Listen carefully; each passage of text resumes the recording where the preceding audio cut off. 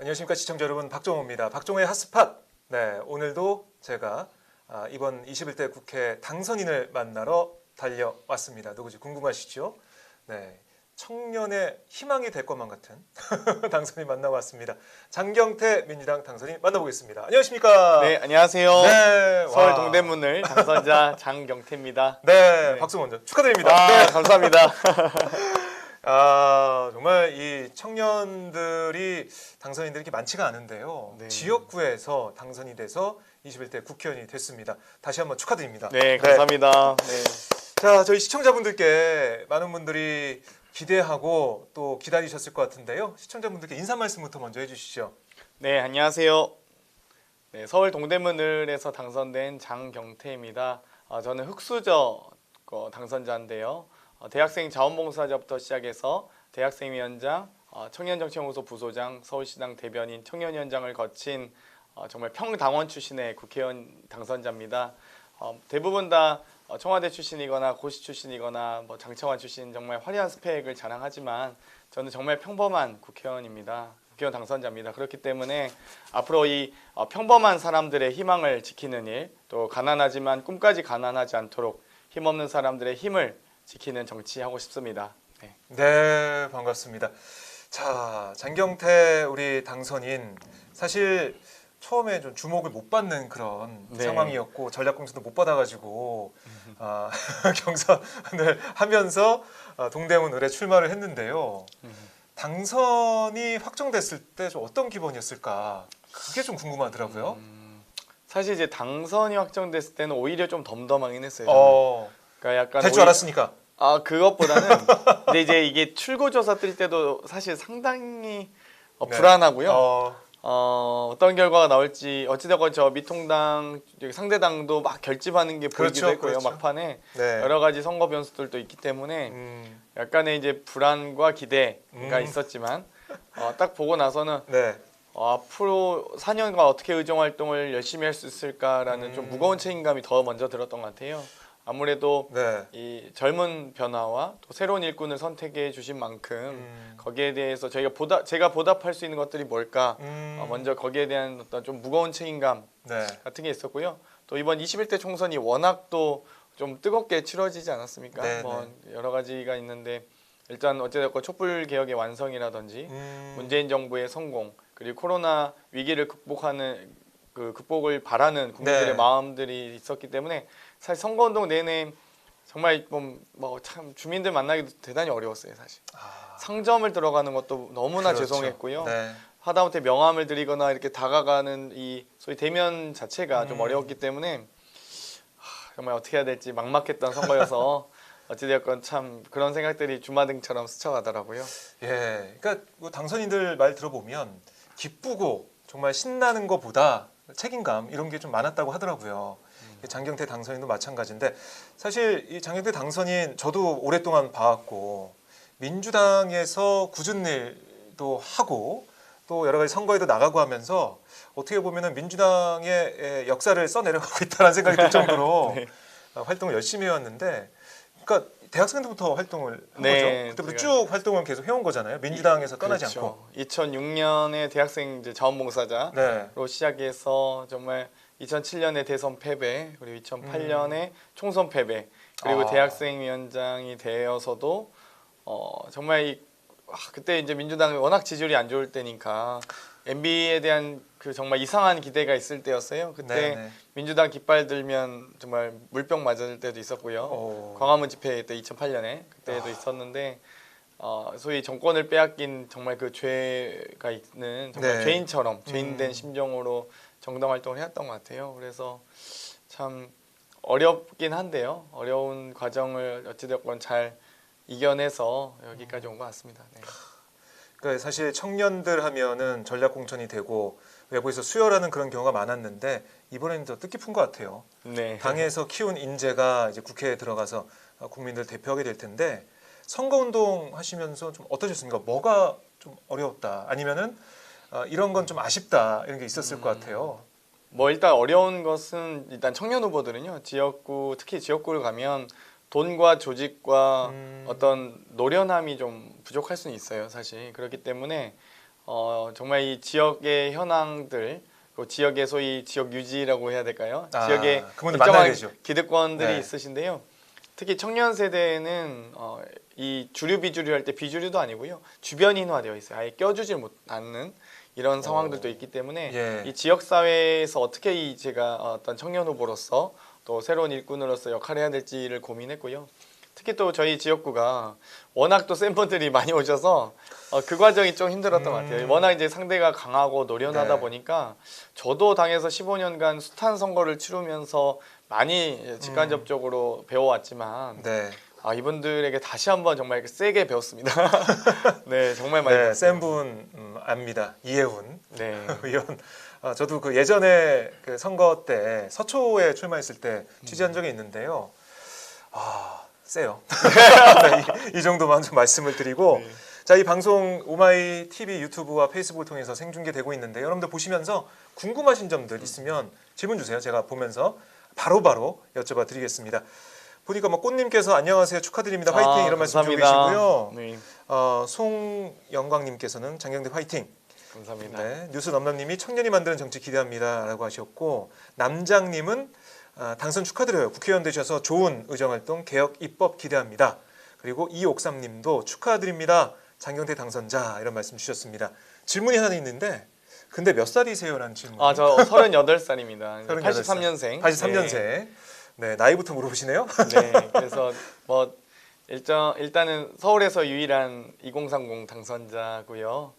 네. 민주당 내에서. 네, 현재 네. 민주당 내에서. 그리고 저도 어찌되고 1월 달에 일반 공모를 이렇게 다들 청년 후보들이 대부분 전력 공천을 받으셨는데, 네. 저는 1월 달에 일반 공모를 이렇게 신청을 해서 그때 아침에 뭐 6시에 뭐 교회 앞 성당 앞을 다니면서 코로나 이렇게 터지기 전이라 정말 추울 때 부들부들 떨면서 명함을 드렸는데, 사실 그때 명함도 잘 안 받았을 때예요. 네. 근데 누군지도 모르고 사실. 네, 지역 그때도 주민들이. 워낙 모르기도 했고요. 그래서 사실 날씨가 추운 것보다 마음이 더 춥더라고요. 네, 그 외로운 순간들이 있었던 것 같아요. 네. 동대문 그 을하고 어떤 인연이 있었나요, 그 지역이? 네, 어떤 저는 인연이 있었죠? 전남 순천이 고향인데요. 네. 첫 이게 서울 생활을 동대문에서 시작하기도 했고, 또 또 제가 지역에 있는 서울시립대학교를 다녔어요. 그래서 제가 좀 집이 어렵고 가난해서 여러 가지 막노동을 하면서 살았는데, 그때 이제 이 아르바이트로 모아서 갈 수 있는 학교는 이제 가장 저렴한 학교인 서울시립대학교였고요. 그래서 네. 학교 다닐 때 반값 등록금 운동 등을 하면서 왜 제가 예를 들면 3시간 수업 듣고 8시간 아르바이트를 하는데 제가 대학생인지 알바생인지 모르겠더라고요. 그러니까 3시간 수업, 그러니까 제가 대학교를 다니기 위해서 아르바이트를 하는 건지, 아르바이트를 하다가 3시간 수업 들어 취미 삼아 가는 건지, 대학교를 다니는 건지 모를 정도로 네. 제가 알바생으로 불릴 때가 많으니까 아, 참 그런 생각도 많이 하면서 결국 그때는 가난이 저의 어떤 원죄인 것처럼, 제 책임인 것처럼 생각을 했는데, 학생회나 시민단체 활동을 하면서 느낀 건 결국 정말 이 개인의 책임이 아니라 국가와 사회가 짊어져야 될 책임이다 네. 하는 걸 느끼면서 정당 활동을 시작한 것 같아요. 그러니까 청년들의 문제가 뭐고 어떤 부분이 아픔 그런 부분인지 잘 알 수 있겠다는 생각이 드는데, 이번에 이 센 분들하고 붙어서 당선됐고, 뭐 이 중간에 민병도 의원이 이 그만하겠다 사퇴하면서 또 탄력을 받은 부분들이 있는데, 고비라고 할까요? 그 선거운동하면서 이게 좀 고비였다. 아니면 이 부분이 돌아보니까 이때 이게 좀 결정적인 승리 요인이 됐다. 이런 거 있었을까요?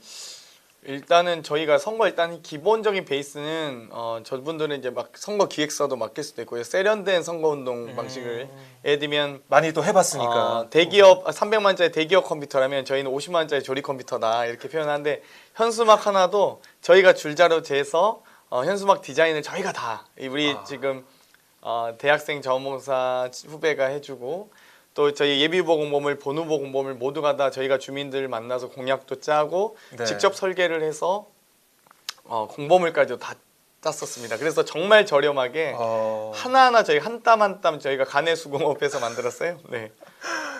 그러면은 사실 이 점. 내용이나 이런 걸 떠나서 밖에서 볼 때는 더 세련된 게 또 눈이 좀 많이 가게 그렇죠. 되는데, 근데 저희가 생각보다 그래도 퀄리티가 크게 뭐 떨어지거나 이러진 않아서 오히려 저희가 더 좋을 때도 많았고 그래요. 그래서 정말 이 한 10여 명의 청년 팀이 이번 선거를 통해서 대단히 많이 성장할 수 있었다. 예를 들면 사실 선거법도 잘 모르니까 하나하나 아마 선관위 직원분들께도 다시 한번 이 자리를 빌어서 감사드립니다. 왜냐면 너무 자주 물어보니까. 그러면 선관위 직원들이 이런 건 좀 이렇게 약간 말씀하세요. 그러면 이런 건 당연히 너희가 알던지 아니면 선거기획사 맡기면 알아서 해줄 텐데 이거 맞아요. 이런 것까지 물어보냐 약간 이런 것까지 명함에 예를 들면 기호가 들어가야 되나요? 막 이런 식으로까지도 물어보는 정도였으니까 네. 다들 처음 선거 저를 제외하고는 나머지 다 처음 선거하는 그렇죠. 과정에서 물어봐야 되니까 계속. 예, 선거법 위반에 걸리지 않게 네네. 대단히 노력했고요. 두 번째는 사실 이제 워낙 선거를 잘하시는 분들이기 때문에 빅데이터 선거를 좀 많이 했어요 저희는. 그래서 연구원에서 제공한 자료나 네. 타 연구소에서 제공한 자료 그리고 저희가 자체적으로 여론조사를 언론에 공개할 수 없는 자료들 있잖아요. 저희가 자체적으로 돌린 여론조사 등을 좀 조합해서 전략을 좀 많이 짰습니다. 이 노하우잖아요, 이게 다. 네. 다음 뭐 총선 때나 뭐 지방선거 때 이걸 좀 공유했으면 좋겠네요. 어떻게 한 땀 한 전략은 땀. 공유하진 않는데. 그래요? 네, 아무튼 뭐 당 내에서. 다른 청년 후보들에게 저는 꼭 이거를 알려드리고 싶어요. 그래서 맞아요. 그 청년들이 어떻게 이거 선거를 치러야 될지 잘 모르겠고 정치하면은 문턱이 높다고 느껴지거든요. 네. 뭐 돈도 많이 들 것 같고 그리고 어떻게 이 경선부터 해 나갈지 모르고 어려운 부분이 많은데 이런 부분들은 청년 이 정치 후보생이라고 할까요? 정치하고 싶으시는 분들에게 알려주면 좋을 것 같아요. 그렇죠. 네, 네. 그래서 청년들이 조금 더 도전할 수 있게 도전 자체를 좀 안 하잖아요. 네. 정치는 나와 다른 영역이라는 생각도 있지만 좀 무섭고 좀 나랑 안 맞는 것 같기도 하고 좀 거기는 돈 받는 사람들 그리고 똑똑한 그러니까 뭔가 검사 출신이나 변호사 출신들이 갈 것만 같고 대기업 임원들 갈 것 같고 이런 느낌이 있잖아요. 그걸 장경태 당선인이 좀 그 문턱을 좀 낮출 수 있다 생각이 그러니까 드네요. 지금 이제 청년 정치에 세 가지 벽이 있다고 제가 네. 4년 전 전당대회 때도 얘기했었는데 도전의 벽, 경험의 벽, 편견의 벽이에요. 예를 들면은 항상 도전하라고 해요. 그러면서 도전하면서 험지로 보내거든요. 청년들에게 험지를 권유하거나 처음엔 시작을 그렇게 힘들게 시작해야 돼라고 하면서 네. 사실 근데 정치적 과정이나 선거 출마는 사실 기성세대도 혹은 돈 있고 소위 뭐 재력이 있거나 뭐 능력이 있는 분들에게도 인생을 건 도전인데 그렇죠. 왜 유독 청년에게 더 가혹한 도전을 하게 만드는가 이런 고민은 있어요. 청년의 도전 정신을 높이 사는 거죠. 높이 사지만 그게 너무 도전만 가지고는 안 되거든요. 그래서 그 정신만 가지고는 안 되거든요. 네. 그래서 도전을 뒷받침할 수 있는 그런 인프라들도 함께 깔아줘야 된다 이런 생각을 하고요. 네. 두 번째 경험의 벽인데요. 항상 좋은 경험했다 이러면서 그냥 사실 좋은 경험으로 끝나지 않거든요. 선거 이후에는 엄청난 내상을 입게 됩니다. 특히 패배 이후에는. 그리고 나서 그 선거 패배를 물론 극복하는 사람들이 더 잘 크고 성장하겠지만 네. 그런 것들을 잘 극복할 수 있도록 또 조력하는 것도 대단히 또 당해서 만약 인재 육성 시스템 만든다면은 좀 필요하다라고 네. 보고요. 또 편견의 벽이라고 편견의 제가 벽. 세 번째 얘기했는데 항상 좀 아직 이르다는 말로 항상 후순위로 미루거나 다음에도 된다 이런 얘기를 하세요. 젊으니까. 네, 네. 근데 좀 아쉽긴 해요. 제가 보기에는 막 참 뭐랄까요. 30대 때 국회의원 되셨던 분이 40대 청년 후보를 40대가 청년 후보인지도 모르겠지만 네. 그때 40대 청년 후보를 아직 뭐 기초의원 후보도 아직 젊네라고 말씀하시는 걸 볼 때 대단히 좀 저는 개인적으로 속상하더라고요. 민주당의 청년 나이가 만 45세. 만 45세죠. 네. 네. 그때까지 청년이라서 청년위원장도 40대가 그동안 계속 해왔건 그렇죠. 부분들이 있죠. 네. 항상 청년위원장도 이제 현역 국회의원인 맞아요. 40대 중반의 맏형들이 왔죠. 제가 원외로는 30대 최초로 당선된 청년위원장입니다. 그러니까 이게 준비가 돼 있던 거예요. 청년위원장 되면서 밑바닥부터 다 닦아와서 지금 국회의원이 됐다라는 생각이 드는데 장경태 당선인님 축하드립니다. 금호동 여사님께서 말씀하셨고 역시 동대문 지역 시민들 감사합니다라는 말씀도 드리고 계시고요. 선거비 조달에 어려웠을 것 같아요. 이런 질문도 있나요? 그래서 어려움이 제가 있었나요? 예. 어려움은 당연히 모든 후보들이 있었을 예, 것 예. 같아요. 그래서 총선기획단 제가 위원을 이번 했었어요. 그래서 청년정치 참여 확대 방안에 대해서 제안을 했고 네. 그 과정에서 뭐 예를 들면 저희 당내에선 후보 등록비나 경선 비용을 반값으로 20대 같은 경우 무상으로까지 했고요. 네. 또 이 본선 진출 시에 대출 제도를 만들었고요. 대출 제도뿐만 아니라 각종 콘텐츠들을 지원할 수 있는 청년 지원단, 당내 특별기구도 만들었고요. 예. 그러면서 다양한 어떤 지원 시스템을 만들어 놨어요. 그래서 저도 초반에는 정말 이 국회의원 당연히 후보자의 경우는 후원을 둘 수 있어서 조금 그렇죠. 초반에 조금 뭐 네. 어떻게 해서든 아름아름 후원을 받아서 좀 치르다가 확실하게 이제 좀 벽을 부딪힐 때 당에서도 확실히 좀 지원이 나와서 그때 조금 좀 융통했었던 아마 다른 후보들도 다 마찬가지 맞습니다. 상황일 거예요. 사실 뭐 전략 지역 좀 밀어줘야 되는 지역에 특히 많이 지원하잖아요, 당에서. 네. 그만큼 장경태 우리 당선인 당에서도 많이 뭐 지원을 해준 그런 상황인데요. 그렇죠. 제가 그 제도를 제안하고 제가 수혜를 받았네요. 네. 설계하신 거 아닙니까 다? 준비는 했습니다. 이렇게 어렵기 때문에요. 청년들 같은 돈도 없고 사실 이 그렇죠. 인프라가 없기 때문에 그런 부분들 잘해야겠다는 말씀 새겨 들어야 될 것 같고 이 지역에서 이제 당선 인사 많이 하셨잖아요. 네. 뭐라고 하셨습니까? 사실 일단 고맙다.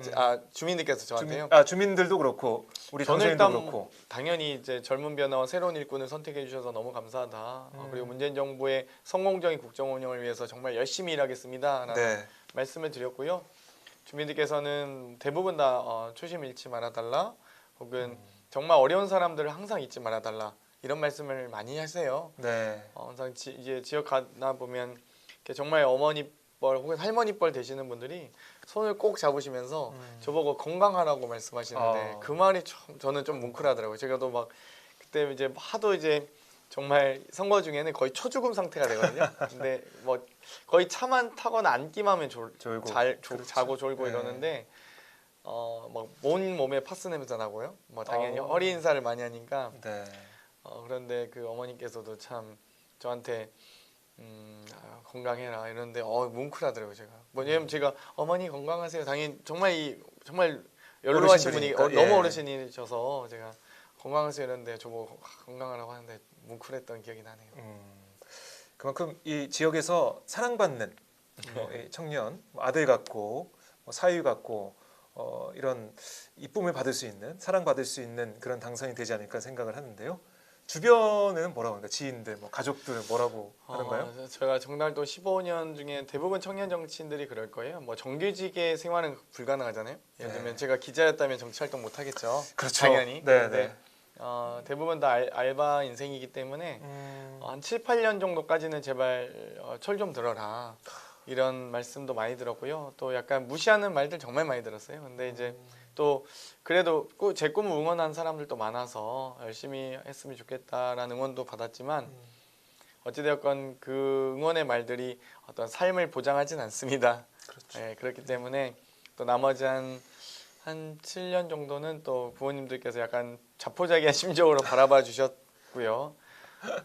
정말 이제 당선되고 나니까 그래도 그 어느 때보다 정말 기뻐해 주셔서 얼마나 좋으시겠어요. 네, 태어나서 처음이자 마지막 효도를 네, 지금부터 더 힘들어질 것 같긴 한데 이 참 그 자식으로서 그동안 부모님도 좀 많이 걱정하셨겠죠. 네. 이제 꿈을 이뤘으니까 또 앞으로 더 많은 꿈들이 남아 있으니까 지켜봐 주실 거라고 생각을 하고요.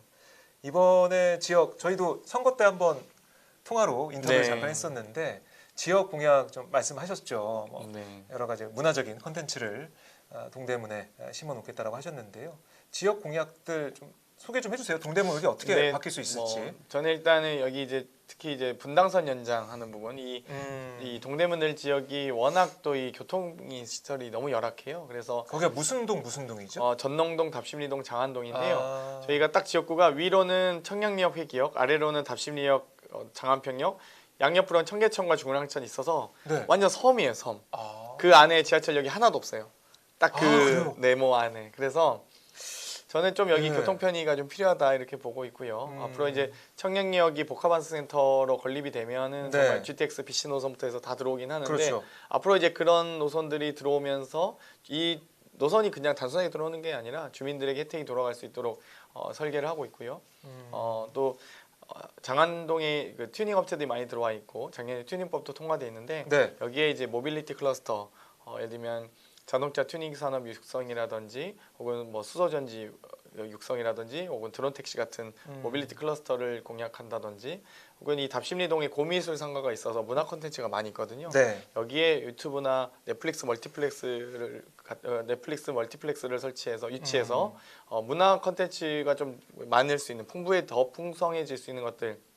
그러니까 소위 4차 산업 일자리를 좀 많이 만들었으면 좋겠다. 네. 이런 고민하고 있어요. 그러니까 이런 고민들이 좀 저는 이제 젊은 후보들이 혹은 또 좀 우리 좀 젊은 세대가 앞으로 이제 어떤 시대적 화두나 미래 아젠다를 제시할 때 이런 컨텐츠들을 발견할 수 있다고 보거든요. 그러니까 기존에 있는 기성세대들이 발견할 수 없는 컨텐츠들이 있어요. 보면. 그래서 저는 그런 부분들이 아마 이번에 많은 또 젊은 후보 당선자들이 젊은 의원들이 탄생을 하면서 또 새로운 세대가 지금 들어가는 거죠. 단순히 그분 뭐 기성세도 당연히 젊을 때가 있었겠죠. 근데 이제 새로운 세대가 들어가고 있다는 게 저는 시대적인 또 변화가 있을 거다라고 보고 있어요. 그렇죠. 그 새로운 시대에 맞게 뭐 사회도 바뀌어야 되고 정치도 바뀌어야 되는 거죠.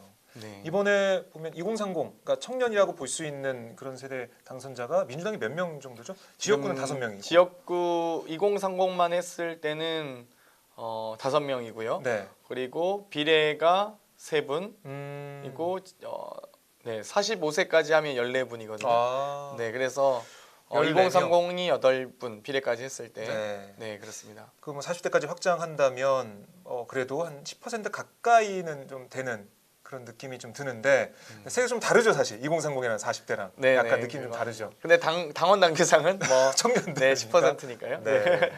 그러니까 제가 볼 때는 저도 이제 국회에 출입하면서 보면 청년 국회의원들 좀 뭉쳐서 네. 목소리를 내고 뭐 당내 여러 가지 그룹들이 있지만 청년들이 좀 뭉쳐가지고 청년들 목소리를 냈으면 좋겠다는 생각을 좀 했었거든요.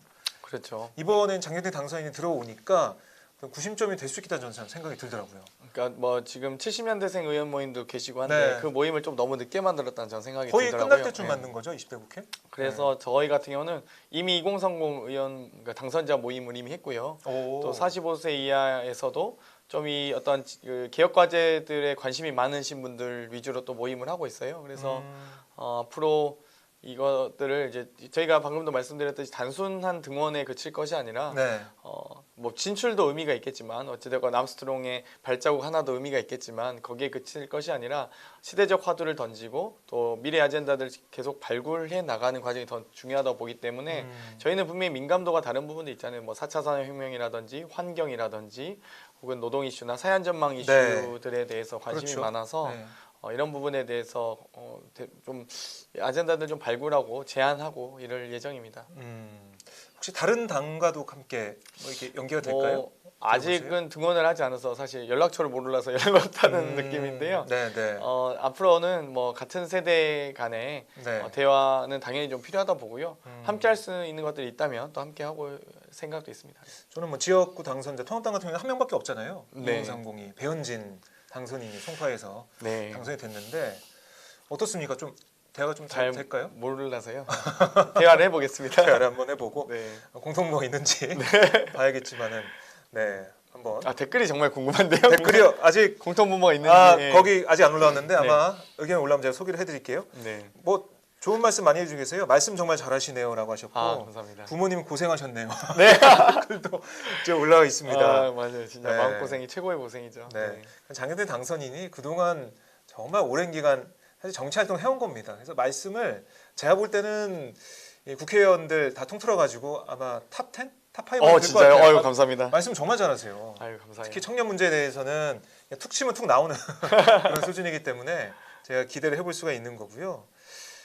청년들이 좀 자리를 잡고 청년들이 좀 정치와 뭐 국회도 그렇고 이런 것을 좀 편하게 생각할 수 있는 그런 마중물을 좀 만들었으면 좋겠다는 생각이 들고 국회라는 곳을 보면 이번에도 사실 50대 대부분 50대 그리고 뭐 이 변호사, 검사 출신, 판사 출신이 많고 이래서 자 이게 동질감이 안 느껴져요. 그러니까 사실 이제 가장 좋은 국회는 국민을 닮은 국회라고 하잖아요. 음. 그런데 저 같은 사람은 사실 이제 뭐 소위 사자 자격증도 없고요. 네. 뭐 예를 들면 뭐 어디 청와대 갔다 온 것도 아니고 그래서 참 이 경선이나 선거 과정에서 네. 참 어려움이 있었어요. 사실 뭐 나름대로의 의미 있는 당직과 저의 삶의 궤적을 아시는 당원 동지들께서 많이 또 그래도 뭐 존중해 주시지만 네. 사실 이 유권자들과 국민들, 주민들을 설득하는 과정은 대단히 힘들거든요. 맞아요. 당직에 대해서 당직이 아무리 높다고 해도 뭐 그거 아시겠어요. 그래서 잘 이렇게 크게 또 중요하게 생각 안 하시기 때문에 아무래도 좀 어려움이 있었는데 네. 어찌되건 저는 이제 그 평당원 출신 또 국회의원 당선자로서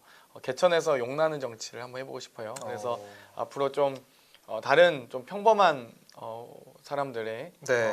어떤 정치 사다리를 좀 놔주고 싶다 이런 생각도 하고요. 네. 정말 뭐 나중에 4년 뒤에 의정 활동을 통해서 좀 평범한 국회의원이지만 평범하지 않은 의정 활동으로 보답하고 싶습니다. 네. 나중에 4년 뒤에 저희가 이 부분 잘라가지고요. 네. 보여드릴게요. 정말 그렇게 네. 되는지. 약속이니까. 무섭네요. 약속이니까. 아 그렇죠. 네. 댓글 좀 달아주고 계신데 이성수님이 오랫동안 국회에서 일하실 분 같습니다. 이런 감사합니다. 선풀을 달아주셨고요. 뿜개 형님 닮았어요. 이런 댓글. 네. 박범계 그런가요? 닮았다. 제가 좀 그런 얘기 들어봤나요? 한 번도 못 들어보고 오늘 처음 들어보세요? 이런 말 하면 좀 디스가 김경수 지사님 약간 닮았다 이런 얘기 들어봤는데 제가 살이 좀 빠져서 지금 좀 쪘나 봐요. 좀 안 쉬었는데 김교수 지사와 박범계 형 사이는 조금 괴리감이 있는 것 괴리감이 같은데. 많이 큰데요. 죄송합니다. 악플만 달아주지 마세요. 네. 제가 좋아하는 분을 닮고 싶어서 두 분 다 너무 좋아합니다. 그리고 네, 알겠습니다. 김경수 지사를 닮고 싶다. 이렇게 저희가 정리하고요. 배현진 배기 싫지만 잘 지내보세요. 이런 숲속바람님의 댓글도 있고 문빛님께서는 너무 선하세요. 네, 감사합니다. 카리스마 키우시면 짱입니다. 카리스마가 좀 필요하다고 제 연설을 혹시 유튜브에서 찾아보시면 네. 전당대 연설이나 이번 유세 과정에서 연설들 보시면 제가 연설은 정말 잘하진 않지만 카리스마 있긴 합니다. 좋습니다. 한번 찾아보세요, 유튜브에서. 문빛님. 네. 한번 찾아보시고요. 장경태 TV로 와주시면 됩니다. 이런 식으로 홍보하나요? 홍보하세요. 장경태 TV 사랑해 주십시오. 네, 감사합니다. 그리고 정다현님이 부드럽고 편안한 인상이세요. 이런 말씀 주고 계시고 이옥사님도 누구보다도 훌륭하십니다 하셨고 박범계 의원 의문의 1패. 아닌데 어떡하죠? 아이고 죄송합니다. 이상과 현실의 괴리 이런 댓글도 좀 올라오고 있는데요. 재밌네요. 박범계 의원 만나면 물어봐야겠어요. 너무 좋아하는 분이고요. 네. 저희가 특히 이제 2017년 초에 대통령께서 개헌안을 발의하셨을 때 제가 당에서 개헌 TF 팀장을 맡았어요. 그때 이제 개헌 투어를 이렇게 막 다닐 때인데 그때 박범계 의원님께서 많이 이제 개헌에 대한 설명도 해주시고 또 우리 집권 2018년 초네요. 그때 이제 2018년 2월에 정말 많이 열심히 노력했던 박범계 의원님 너무 사랑합니다. 네, 박범계 의원님 사랑한다. 이 말 꼭 기억해 주십시오. 네. 자, 지금 당내 원내대표 경선이 이제 다음 주로 다가왔는데요. 누구 찍으실 건지 결정하셨나요? 일단 비밀 투표니까요. 비밀 투표니까. 네. 아마 세 분이 3인 3색이셔서 세 명 중에 한 명. 아마 이번에 특히나 초선이 63명이나 되고요. 재선 이상의 수보단 적지만 어찌됐건 상당히 이제 당락에 특히 초선일 때는 다른 분들도 저랑 같은 마음이지 않을까 싶어요. 아마 이 공약이라든지 정경 발표를 꼼꼼하게 살펴보지 않으실까 이런 생각이 들고요. 어찌됐건 저희도 이 갓 유권자들의 선택을 받고 왔기 때문에 저희가 바라는 어떤 유권자들의 상이 있을 거 아니에요? 그렇죠. 정말 제 공약 하나 짤 때도 뭐 다른 분들 뭐 있었는데 처음에는 정말 조심스럽고 내가 이걸 할 수 있을까? 꼭 해야 되는데라는 부담을 가지면서 정말 공약을 짜거든요. 그런데 이런 것들을 또 짜면서도 이 소중하게 짠 내 어떤 자식 같은 존재들을 정말 이 유권자들께서 좀 자세히 봐주셨으면 할 때가 있어요. 얘들 공보물 하나 만들 때도 정말 짬짬하게 정말 세심하게 써서 드리는데 잘 안 보실까 봐 걱정할 때도 있는데 물론 꼼꼼하게 보시려고 보고요. 아마 이번에 또 후보자에서 또 유권자로 변신한 초선들이 어떤 선택을 할지가 제가 보기엔 가장 저도 궁금합니다. 지금 이 결과가 너무 흥미진진해서 그러니까 정말 유권자가 된 마음으로 꼼꼼하게 정견 발표 듣고 이런 거 생각할 것 같아요. 우리 지역구 사업이나 현안에 아니면은 어떤 법안, 내가 생각하는 법안과 어떤 리더십이 맞을까 이렇게 생각할 것 같고. 전화 좀 많이 받으셨어요? 새 후보 전화했나요? 다 받. 그럴 텐데 그럼 전화해서 도와달라고 하고 꼭 도와주세요. 이렇게 얘기할 근데 텐데. 당연히 네. 네 알겠습니다라고 당연히 호의적으로 응답을 해야 되는 게요. 예를 들면 저희가 명함을 드릴 때도 네. 예를 들면 상대가 미통당 지지자일지라도 드렸을 때 명함 찍고 이런 건 너무 그런 거잖아요. 예를 들면 네. 뭐 너무 극단적 얘기지만 음. 당이 지지하는 후보가 다르고 당이 달라도 감사합니다라고 받는 분에게 대단히 너무 고맙죠. 그래서 그 유권자의 마음으로. 그렇죠. 그 당시는 네. 제가 후보자였던 적이 있기 때문에 얼마나 음. 그 전화 한 통 한 통화를 간절하게 맞아요. 하시겠어요. 그래서 맞아요. 특히나 또 이 국회의원들끼리의 지금 선거기 때문에 원내대표라는 선거가 정말 어려운 것 같아요. 보면 일반 그렇죠. 유권자들께 좋은 인상과 이미지를 심어주는 건 너무나 또 중요하고 좋지만 네. 정말 국회의원들끼리 또 선거를 하니까요. 예, 알겠습니다. 그리고 또 이게 선거가 작은 선거가 지금 상황에서는 네. 한 지금 보통 잘 아시겠죠 우리 박종희 기자님께서도 한 50대 뭐 40대 60 뭐 이 정도의 표가 아니라 지금 뭐 한 80대 뭐 70 뭐 약간 뭐 엄청나게 넓어졌잖아요. 지금. 맞아요. 그래서 계산 하세요? 계산 되세요? 저는 전혀 안 되던데. 네. 어려워졌고 네. 아니 그러면은 초선들끼리는 따로 뭐 얘기한 게 없잖아요. 지금은 뭐 누구를 원내대표 선거를 밀어주자. 가지고 거의 얘기할 게 없어요. 얘기할 게 초선들은 특히 없을 거라 생각을 하고 그럼 어떤 리더십, 좀 어떤 자질을 좀 주요하게 보실 것 같아요, 우리 당선인은? 그러니까 이번에 이제 다들 한 마음이실 것 같은데요. 특히나 이번에 이제 21대 총선이 워낙 이 촛불 개혁의 완성과 문재인 정부의 성공 두 키워드가 너무 중요한 것 같고요. 네. 코로나 경제 위기 극복은 뭐 당연히 우리가 해야 될 지금 사명이기 때문에 이 세 가지를 잘 잡을 수 있는 후보가 되지 않을까요? 세 가지를 잘 잡을 수 있는 후보, 네. 코로나 촛불 혁명을 완성하는 그런 원내대표 누굴까요? 네. 세 명의 후보가 나와 있는데 김태년, 전해철, 정성호 이렇게 1, 2, 3번 나와 있는데 저도 정말 궁금하고요. 아마 당선인도 궁금하실 것 같아요. 저도 너무 궁금해요, 사실. 지켜보도록 하겠습니다. 자, 이제 21대 국회 다음 달에 열리게 되는데 뭐 다 꾸리셨어요? 이거 지금 보좌진들은 어떻게 라인업을 네, 좀 하셨나요? 거의 대부분은 거의 구성을 대부분. 했습니다. 네. 어떤 점을 좀 중점적으로 보셨나요?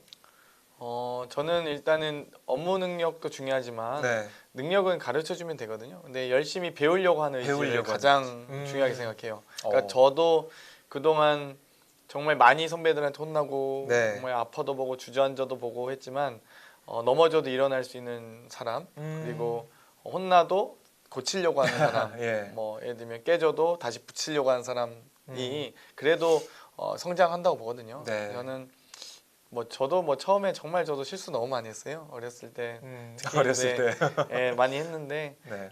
그런 것들 잘 배우고 또 앞으로 좀 마음에 새기면서 이렇게 자라왔는데 보좌진도 당연히 처음에 당연히 실수할 수 있죠. 젊은 보좌진들이 실수할 수 있는데 그런 걸 잘 배울 수 있는 것 마음 위주로 네. 뽑았습니다. 알겠습니다. 제가 이제 사무실 들어오시면 한번 가서 한번 볼게요. 한번 이렇게 불러보고. 엄청 네. 홍보를 해놨는데 큰일 났네. 거기서 또 의원실에서 인터뷰를 또 하고 이제 진행을 하도록 하겠습니다. 네. 21대 국회는 20대 국회와 달라야 된다 이런 말씀 정말 저도 많이 들었고 사실 통합당이 20대 국회 이후에 이번 총선에서 참패한 것도 이른바 발목 잡기 그러니까 대안 제시가 없이 발목을 잡는 모습을 보였기 때문에 심판당했다 이런 얘기도 많이 듣고 있습니다. 21대 국회 어떻게 좀 달라야 된다고 보시는데 20대 국회랑 일하는 국회를 반대할 분들은 없고요. 네. 그러니까 말씀드렸듯이 가장 좋은 국회는 국민을 닮은 국회인데요. 새로운 시각과 다양한 가치관이 더 많이 들어가서 보다 넓은 국회를 만들어야 되는데 네. 그동안은 좀 그러지 못했다 그런 생각도 한 가지 있고요.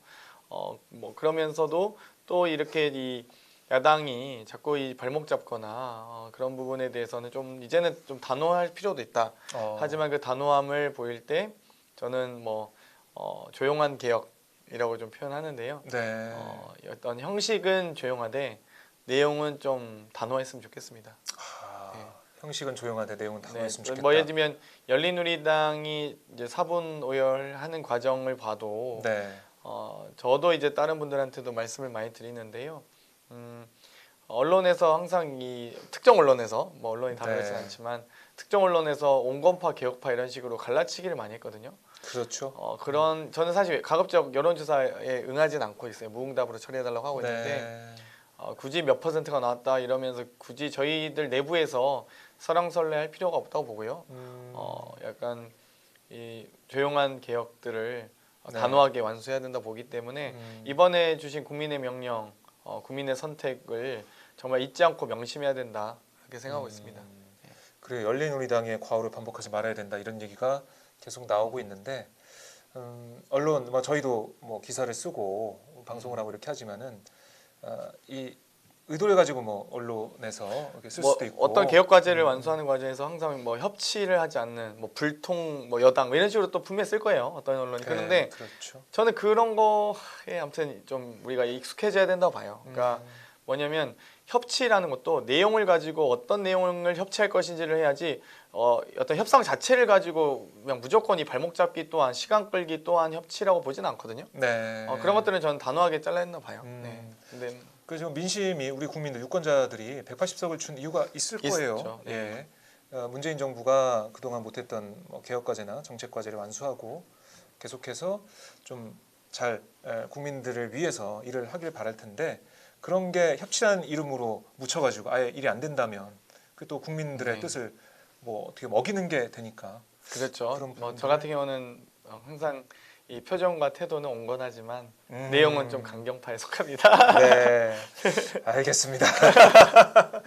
우리 부드러운 카리스마를 보여줄 것 같은 장경태 당선인 제가 쭉 얘기를 나눠봤는데 시간이 벌써 이렇게 훌쩍 갔네요. 네, 너무 재밌어요. 네, 대화를 그러니까요. 나누니까. 저도 아직 못 드린 말씀도 많은데. 그러니까요. 저희 오마이 TV에 좀 자주 나오셔가지고요. 네. 하실 말씀 다 하시고 네. 시청자들과 소통하시면 좋겠습니다. 네. 네, 아쉽긴 하지만 다음에 또 뵐 것을 약속드리면서 시청자분들께 짧게 인사 말씀 하시고 제가 마무리를 하도록 하겠습니다. 네. 정말 저는 흑수저 정치인이고 평당원 출신의 국회의원 당선자입니다. 그렇기 때문에 정말 이 평범한 사람들이 희망을 꼭 지킬 수 있는 그런 선거, 정치를 하고 싶고요. 개천에서 용나는 정치, 그리고 흑수저들에게 정치 사다리를 놓는 정치로 꼭 국민들께 그리고 다른 동료 당원들께 당원 동지들께 보답하겠고요. 아마 4년 뒤에 의정 활동을 통해서 국민을 닮은 국회의원으로 기억되고 싶습니다. 네, 감사합니다. 네, 오늘 말씀 정말 잘 들었습니다. 박수로 마무리하겠습니다. 네, 고생하셨습니다. 감사합니다. 네, 고생하셨습니다. 네.